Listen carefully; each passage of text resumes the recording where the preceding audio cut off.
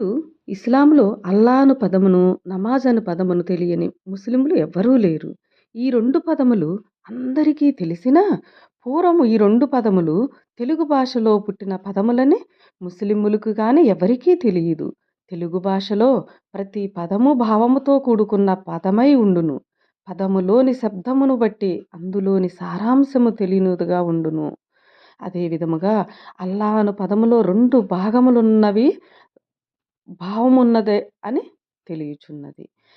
ఆ ప్లస్ లాహ్ అంటే అల్లా, అల్లాహ్ అనగా అంతు లేక గట్టు అని అర్థము. ఆ అనగా లేదు, కాదు అని అర్థము.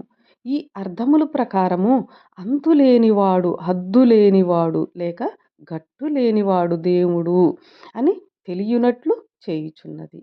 అల్లా అంతు ఎవరికీ తెలియదు. అందువలన పూర్వము తెలుగు భాషలో దేవుణ్ణి అల్లాహ్ అని అన్నారు.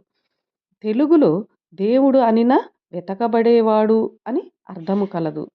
అల్లా అనిన దేవుడు అనిన ఎవ్వరికీ తెలియనివాడే అని అర్థమగుచున్నది.